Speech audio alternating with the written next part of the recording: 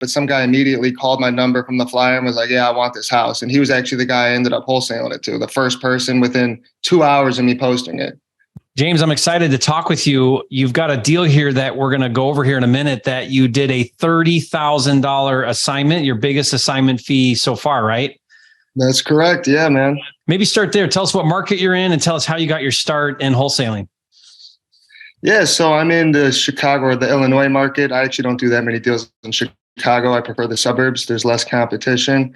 But yeah, I got my start. I was unemployed for a few years. I was kind of just partying and not really taking anything seriously. And then, I got arrested and got a felony. And then a few weeks later, my best friend actually died in a car accident. And I realized I needed to change my life. And then coincidentally, my friend Matthew came to me and he's like, hey, man, you ever heard of wholesaling real estate?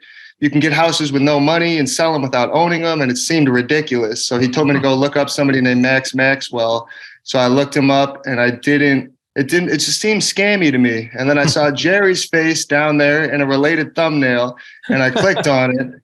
And I think I watched like 16 hours straight of your videos. Like that first night, I stayed up until like 4 a.m. watching your videos. So from when you started watching and learning to when you said, okay, this is something I want to do, I'm going to now take action. I'm going to now pick up and start calling, making offers.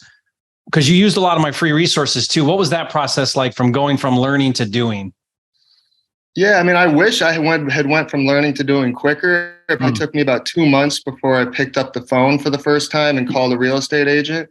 But yeah, I was downloading all your free contracts. I still use your free contracts, basically. Like my attorney tweaked them a little bit, but I still use all your free contracts are the ones I still use. But yeah, it was about a month and a half, 2 months of just research phase. Okay, so then you start picking up the phones and you focused on market. Yeah, right? I didn't have a lot of money, so I focused on market. Yeah. And then when I went out, I was doing inspections on properties I didn't even have under contract, just wasting a bunch of time. And real estate agents could tell I was really green, and I had no success on market. I still haven't wholesaled an on market property yet today. What do you think it is? What's been your hang up there? Agents, connecting with agents? Yeah, I mean, I only started out with like $1,000 to my name when I wholesaled, and I lost all of it on earnest money deposits because I let my inspection period pass. And I was like, all right, I'm going direct to seller. And I just like 2 weeks ago, after seeing Jamil in Vegas, I decided I was going to go back to trying on market again. So I'm just starting to pick that up again now that I have the skills and the tools to do it. But when I first started, it just wasn't working for me. Okay. So let's talk about some of your off market then. What were you doing to go direct to seller? Yeah, so direct to seller, I was pulling lists from PropStream and then just mass texting them. Not mass texting, I was actually texting them one by one. But yeah, I was just texting them. That was it. Well, that keeps you out of the spamming rules and stuff if you're doing it like that. But right, that's what I noticed is my delivery rate, my response rates were actually much higher than people I was talking to that were doing mass texting. So even when I hired a VA, I just had him do one by one texting all day. I mean, it's definitely more tedious and time consuming and a lot of manual work, but a VA doing it where they're just copy paste, like, right.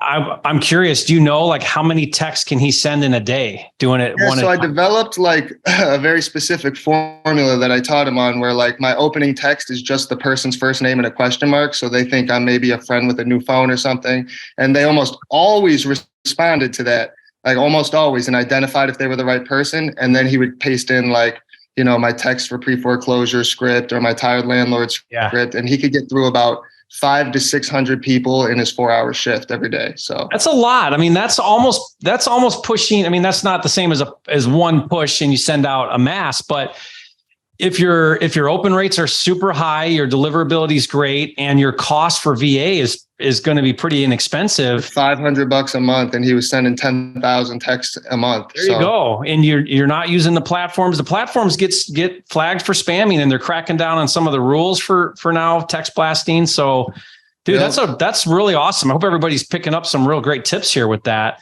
And then you've got different set text. I love your strategy of a question. So my text strategy is one way to kind of stay under the radar is always ask a question. Never be careful not to send the same text messages like again and again and again, those are going to get flagged. So you want to kind of create a conversation. Now, what's going to happen though, is you're going to start getting a lot of responses because you're asking a question. So then it's not just like, do you want to sell your house? Yes or no. It's, hey, let's start a conversation. And then I'm going to ask you, right. but it creates more of a conversation, and, it's going to open the door, I think, a little better as you're finding. Right. Yeah, absolutely. That's great. So for example, what is more or less what's like when you text their name with a question mark, or you ask a question, they respond, and then you want to bring in the property. What's your typical question or text that you'll send somebody? Yeah. So if it's a tired landlord, I always go with like, I'll be like, Dave, and he'll be like, yes, who's this? And I'll be like, my name's James. I apologize for the random text. I saw your property over on 123 Main Street, and I was interested in it. Now I say interested in it because then they think I might be a renter as well. So then they open up that dialogue. So they don't just go, oh, this guy's trying to buy my house, and flake me off. They start talking to me. Yeah. So that's great, because that's a tired landlord list. So now you have a custom sequence of questions and conversation tailored to that. Yeah, that's great. Right. Yeah. So, the tired landlord's great because if they think you're a tenant, they're going to at least answer, they're going to at least respond. And now you could have a conversation, and then you can say, hey, look, I'm not interested in renting your property. I'm actually wondering if you'd like to sell your property. I'm an investor looking for a property in your neighborhood, blah, blah, blah. But it gets a dialogue going first. Really genius. Yep. Yeah. Smart. Okay. So you start developing kind of your own way of doing this, manually texting. And you mentioned pre-foreclosure. You mentioned tired landlord. What are some other lead types that you like?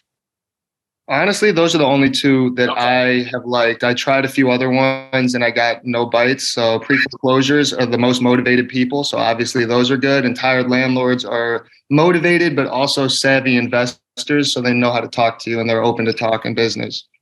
Yeah, I can't wait to see. Make sure you're trying PropWire now free. I'd love to hear. Yeah, I just looked at it the other day for the first time, and it has a lot of good data on there for free, especially. I almost couldn't believe it. What's cool is I love the absentee owner. So you can do a filter that says out of state absentee owner. Love that, because that's another motivation level. Absolutely. And there's even a tired landlord specifically criteria.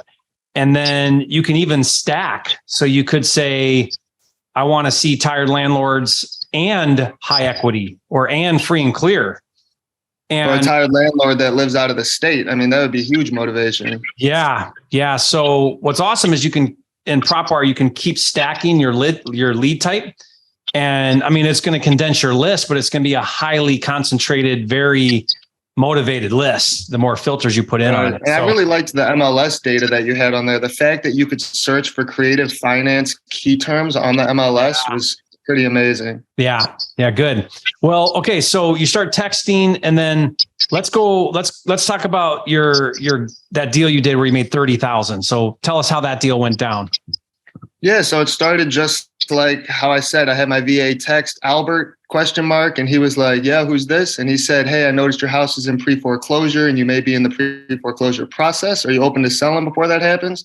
And usually it doesn't go this easy, but this guy was just like, yeah, sure. And then called. And then we were on the phone talking. Now he had some challenges. It was divorce, right? Yeah. So his wife had divorced him and thrown him out of the house, and then kind of like punched some holes in the wall, wrote some profanities on the wall with lipstick.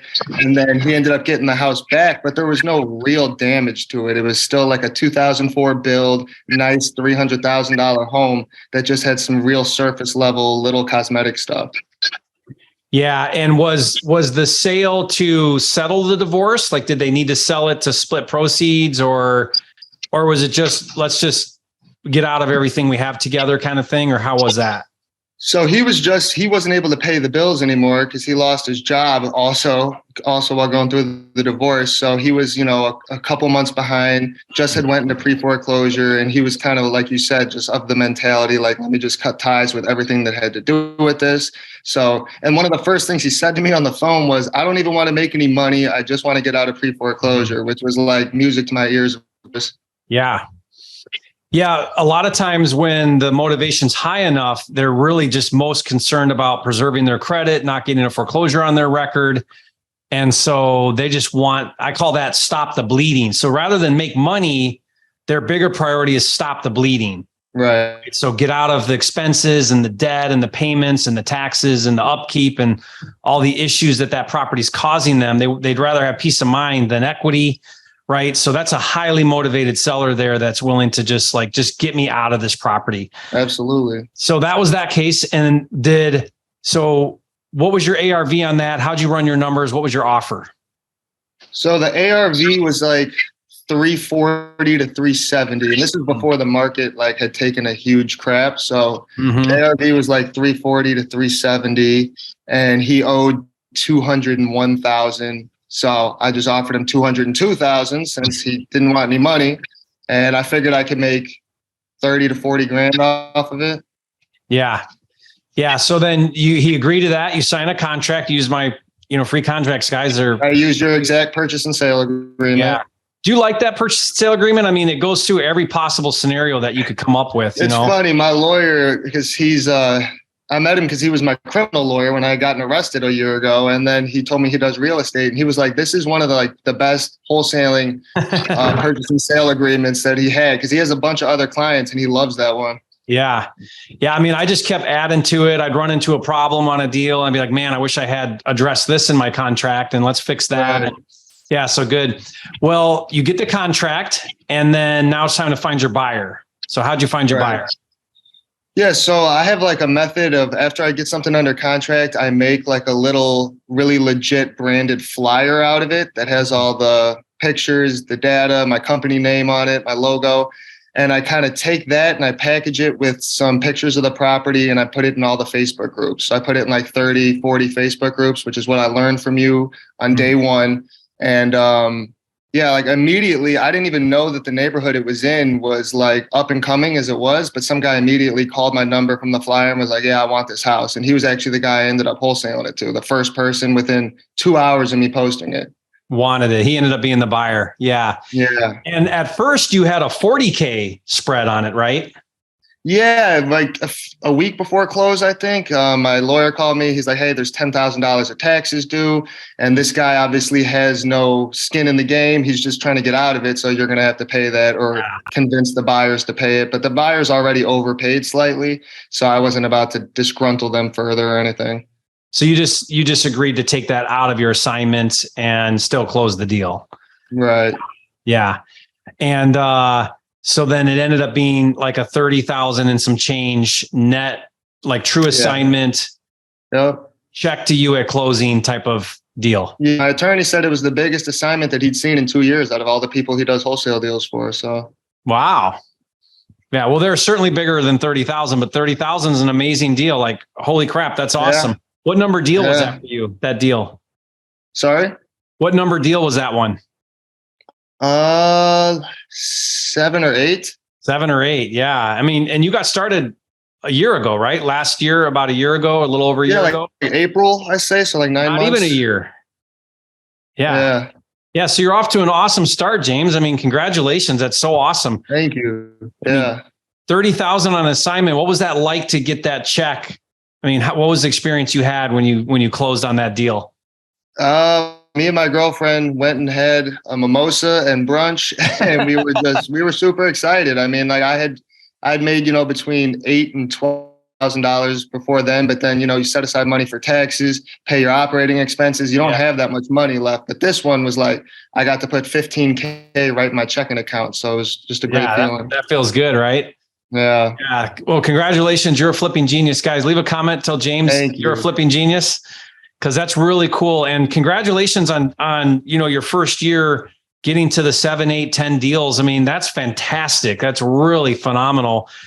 I mean, I think that puts you in like the top 10% of wholesalers that get into the business. Usually that first year's pretty rocky, pretty up and down. You go through a big learning curve. Maybe you win on a deal and you lose on 3. You're like, they fall apart or they don't get to closing. And I mean, right. you're going to face it. You've been facing, you can't not face lumps in this business. It's all about what you do about it, right? Do you get back up? Do you get back on the phones? Do you make another offer, or do you let it get you down? Do you stop trying? Do you stop offering?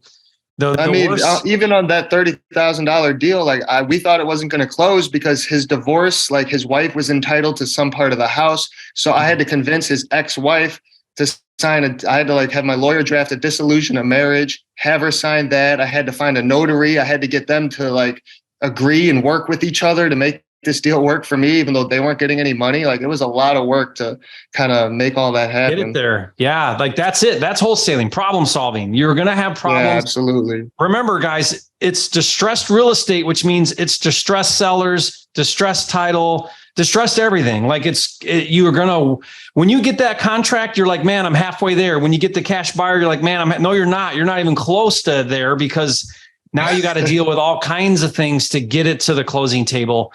And, my experience is probably 25 to 30% of contracts never make it to closing. I know a lot of wholesalers and their rates are like 50%, like half of their contracts never make it to closing. So if you don't know that going in and you don't have a stomach for that, you're going to get disillusioned very quickly and discouraged very quickly.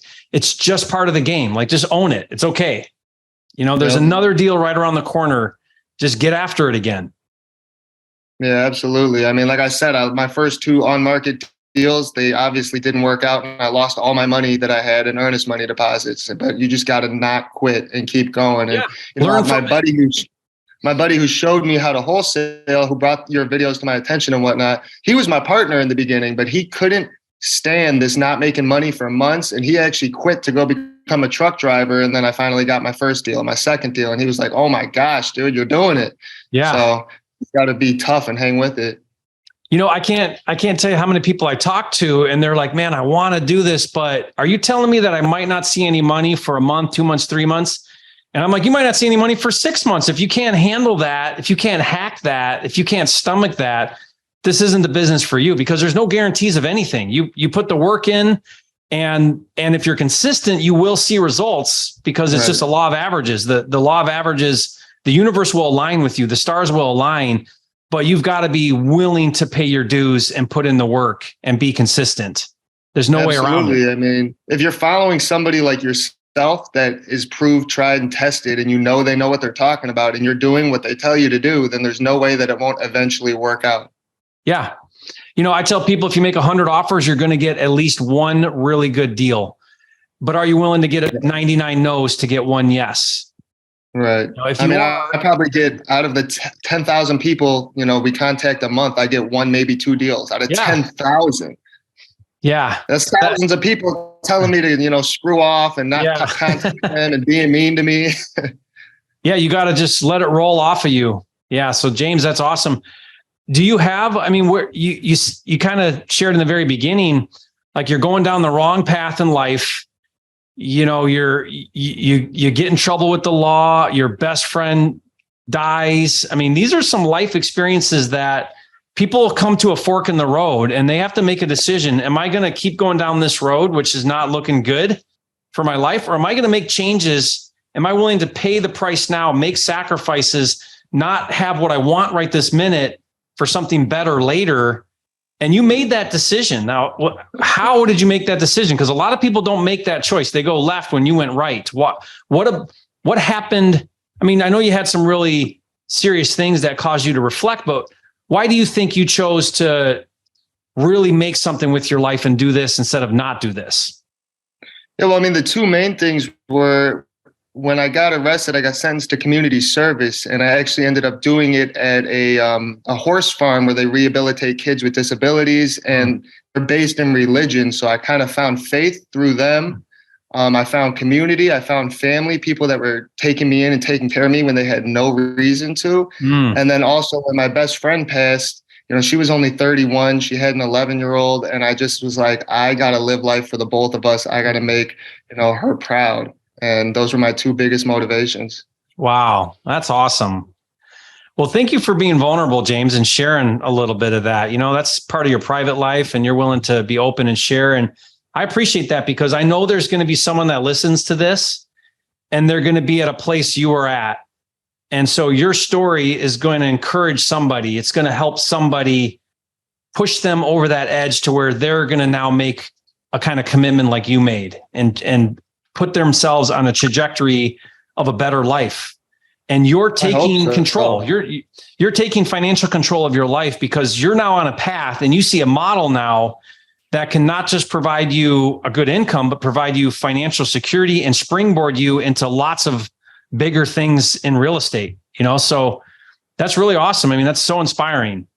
I appreciate that. Yeah. I mean, and I followed in your footsteps and I started a YouTube channel where I'm teaching beginners how to get into wholesaling because I just found that some people just resonate with how some people teach stuff. Yeah. And like, I am a beginner. So I just kind of aggregate all your knowledge that I've gotten from you and I spit it out in my own fashion. And I'm just trying to give back and help people succeed, Yeah, I see that. That's really exciting. So let's put your information to your content, maybe your Instagram, your YouTube in the description below this video when this comes out. And so people can follow you, get in your world, see what you're doing. Thank you. Appreciate that. That's awesome.